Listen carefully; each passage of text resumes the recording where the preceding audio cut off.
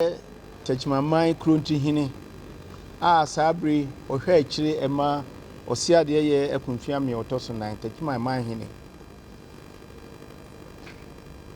Nananum Adishie Emma ni mema in Central for. And there enumere as a true Techiman Traditional Council and nim say Yene emo ebe kasa. Nanka se nana Techiman hene ewo ha nka ono na odi saa nsem we betudwa. Na oni hei na nana Krunti hene aboa ya no se nsem bi esisi enura de efri mu aba no ye ma Ghana man ni wiase nyina ente de ekoso ni babie efiri baaye emse enura nana Otumfour osetutu asantehene obesere ko eyie ewo nkransa eye nana nkransa hima na yie na okoya obetena akonachi no nsensem bi ebesi Techiman ha efiri nura najo eba se ukọ social media so a nsem a aba no aye bebre akoso a ma ebi kura fa adwene se nana asantehene obesina kwa yie na se nsem asia eno de omuso wokumase a omu twen ahwese se Techimanfo so ebetimi abakumase abedi dwuma na sanse moya ede ba no ena nanam no yepese yema nipa nyina ete dia ekoso de edika ye kan se Techiman ni asanteman eye nipa baako anya hwe no Techiman ni asanteman ne bohye ebio Techiman ohene konwa no ene asantehene konwa no enyina ye odwokofo na esanse omye odwokofo nti no ayonkofa bi eda omuntem esanse omunyina ye odwokofo enu nti ye dika ka we ama obia te se wie ne bia enni nana Techiman hene ene asantehene entem abre bia no nana Techiman hene etimi ne nana asantehene ekasa edi wo ho nkita ho enchia ne akwanhoro bebre so bronya ikura ebebe ombe ma omho afinhia pa ne ade na ebra nana nkransa ehene efiri mu no Otumfour bra obesena ko ne ba na yie wo nkransa no odi kan fa ha ebe chia nana Techiman hene ne mpanyimfo ene ne maame Techiman hema ema nkitahudie ne ye kama pa ema nana koyi okoye ne ba na yie esan beso ne koyi a bibia ama efiri ho no sa asetina no ekoso ye nyina so enim se bra Otumfour ne maame ekọ ne sama nchire no omo abafo bese nana Techiman hene ma nana Techiman hene so ne mpanyimfo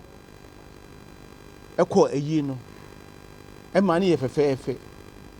me ka we nyina ma obi ahunu se ye te ho no ye ne asantehene enni asembia na empo enu adwo a obesena kọ nkransa hema na yie no odi kan ema nkraba se opese ofa Techiman hene ha na ochia na ansa na wako na bra nkra ne bae no ne ewura otu kwan na yekura de ekiregia se sempo se nana asantehene ba na opese obechia nananom a nana Krunti hene emmoa ye nyina ya no ne yenye ne nchia no na de Otumfour kan ya ne so we de nanka ne nua kuma ho no nanka wo fa ha chia no na so oni ho de a ende brefoforo no obeba na ono na bedi nkita ho enti nchia no ankoso nanso na yate se oba betwa mu akọ na nana asantehene se oba Techiman hene asase so ha ye wo amamre bi a oye de edi kan ne se oduru ta no so a oma odigwan ma bosom bi e wo ho na ye amamre ansa watimi atwam enti nura na oduru ho no odigwan no ma konfo no ema nana tanoso hene eso ehwe ma amamre ntimi ekoso yekumdwan no ema Otumfour etimi etutene ya obefa Techiman a oto aso se okọ enkransa okoduru efianso ansa na Otumfour betwa efianso no so na amamre bi wo ho a ekire se ye amamre etwadwan na yegu nsa ansa na Otumfour etimi akroso edi akọ esan abakosem bi a ewo ho nana duru ho no hihye ne nyina akọ so pepepe ema nana fokrom hene ebe kogina ho ema Otumfour ye na amamre nyina otwam koye a enso basabasa bia yede ama na okoye na chi ena afei ye beti se abrantie bi aba social media afei wo ka se ane omo beba na omo te se Otumfour enya kwa ntwam Techiman enko ne yire na yie nanso omo baaye no omo di dohwere miensa wo Techiman ha omo ahunu ba ma bia enti omo di kan post to sa message e wo social media enti ensema omo kekaaye no na ne kasa ne nyamu anopa na omo kọ no omo betwa omo befa run about ha etutu atuo ye niam bebre emampo obi kura kire se omo hwie petrol egu kotare no so ho se be mapa ompue mra ni yanhye one ne nipadua nyina ba we nyina no obi anka omo hwe ombe ye omo dede etu omo ka akoi enti akire ya omo beba sansem we no start ya epue ye no na ne emrante mu nim sanhwefo mu nim issue no ba social media obi aye de atibi enti akire na omo beba no but on social media so na omo kire se omo ba omo sena hwe se bema e wo Techiman ya na nanom obi anka no kore yesi se opam ehufo se den ya obekwa akoto ne bema na bra omo ba anwumre no afie na che se anopa na okọ no de nipa dodo antenka so Otumfour abesene ko na anwumre na obeba no afie na nipa na ate se Otumfour san aba enti empanyin ne nkwala nyina abegina kwa ho a ye ma ne bye afie de free hi a na Otumfour ne gas no a one wo mobile ni bi a start tutu atuo ma ya brand ya ba kokora ono de am sese no msi ye no omba sen kom bepa na ku no omo tutu na tuo pa na nyame ne nsamafo ada romanti ebi antimi no ema ntuo no kura bi bo ye mrante ye mienu a sabre omo hospital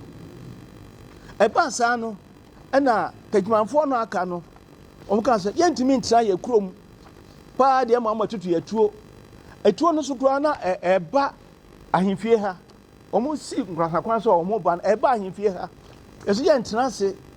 ema sebi emu se brebi ne yantimi a enei pa de ade achi pa de ye ntena se ma wiye kete ye mekum ye hene enti obi aso sori de obenya sekan no afa de obenya aba no afa de obenya bo no afa de ne mpanyin ne kwala nyina omo tutu atie no so kura no unim se ohene etwa saa no ema eton niema ebi di nso ekoka no ho na o mayi yese tafu mu kwoti o se ayi chain ni e hwebinum ni esum nkrofo niema gu ni e papa binum ani so enti sei no na enye papa enti saa basa ye koso pa kese enti se na meka no wo kuratuo na se wo tutu a se misum kura bo a meden meto enu na ma omo cars no bi ayi bobo ye no But Otumfour nkrofo na tutu atuo boy nkrofo ye Techiman ha omba na obi ankura tuo. But eba sa no antemwa policefo eba mu eba juju nipa no ebo a omukoye. Enti ye gina we so aka ma obi a te se enye na Techiman hene ena na wawe ata so se oneta asantehene beko. Enti sa na ne mrantie na omo ba no ye nim adwina na omo de ba. Omo ba so omo bekum nipa so omo ye den ye de ye nim. Nanso omo ba Techiman man so eso gina omo na so se Debi ye makwan emma mu mekum obia enkofa basabasa bia emeto Techiman ni asante entem de pese ye gina we so kan se enne nyame ni tweri ampo anda Roma Techiman aye metropolis ebio bunu isin so ye ne yenya capital no enti sabre ye pese asomdwe mapa eba Techiman kuro yi mu sebe ya amanfo ebetimi di mpuntuo aba yekura yi mu enti niema bi eba anura no na enya de ye nigi ho enu nti ena na friends yenka ema Techiman man ne asante man nyina ante se we are peace loving people ye pa asomdwe se yesi mpuntuo ekwanso na enu na ye pese obia eboa na se mpuntuo ne de ekoso nyame ne eda na se enura de mrante na efiri kumase ba na omba ye no se nyame amamu a nka enya asempapa Nesu de nyame do Techiman man ti no ama boni fufuro bi anye de ama enti ye gina we so aka kire asante man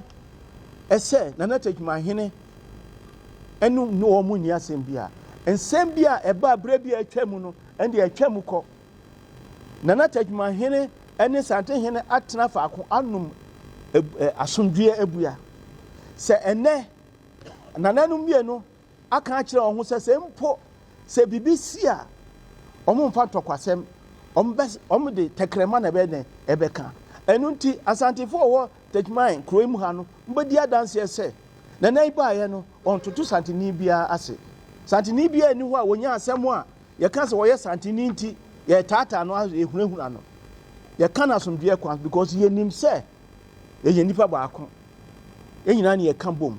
enu nti ene anwumre ye pese ye gina we so na ye de to emrante ne maba titru ene social media na aba no a 1-2 na mo ko no ye besre asem bia wo behunu no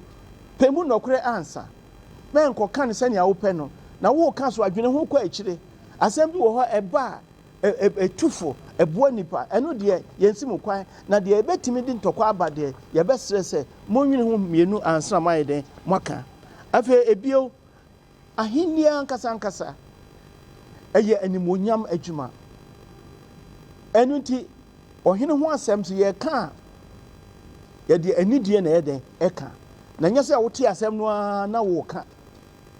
ebasa emfa papa emma dia na anwumre de ye kan se enura de esi ye no tututu a ekoso wo mo pra ye no de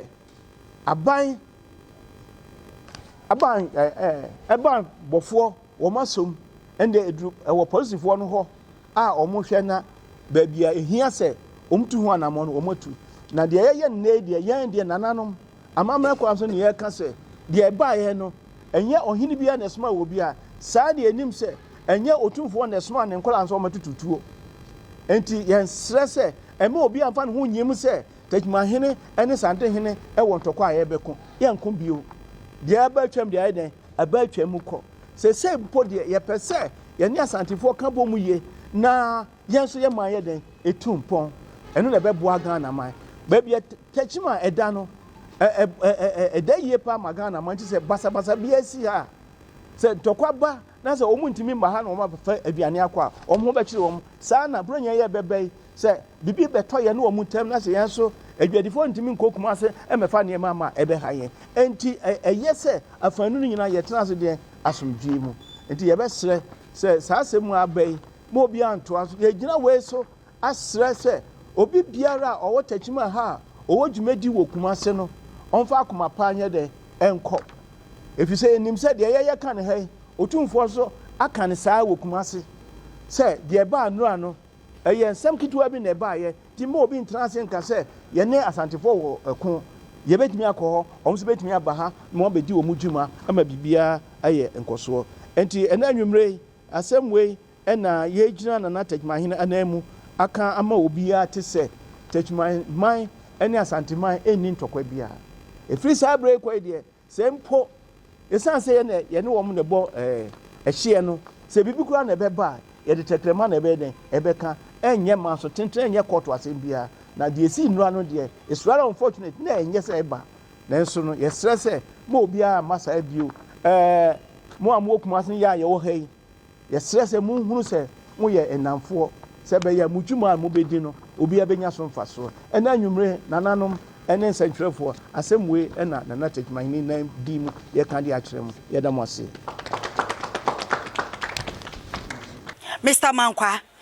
me office was saying this cabane de awie ni project no. Eso de bia me office ka mane wo problem. Enemremu. Na monte tap sending kan. No so ne de. Tap send dey easy, fast and secured way. Ubetimi send this free amanone. Aba Ghana bank account and as a mobile money account. Untia transfer fee bia. Sir, I obey any say. Chine say won ko App Store na Play Store. On download the tap send app no. Or download ya, ebebu sanso promo code or ma the pet TV shim. Obenya €5, £5, and answer $10 on his first transfer. And you make kwa friend a catch them. Tabi minyanwe. Esansa tap send at the good news aba. Tap send the giving the customers wanti or the tap send wallet aba. I know about anything. So your customer who you kesisia. Ubetimi akọ tap send app no no create wallet woso. Enti se rate ne kosora now the sika kogu wallet no anase mpo betimi atosusu nkakra enti abere sem a opeso send sika ba Ghana no anse wa send sika na ba Ghana anase oba o man Ghana mu a watimi ayusu sika e wo wallet no tie and you said to say you sumo mo Ghana hayru sa pepepe se si tap send that trainer shim kopiem wo United Arab Emirates, Netherlands and Austria. Tap send na. Papa no.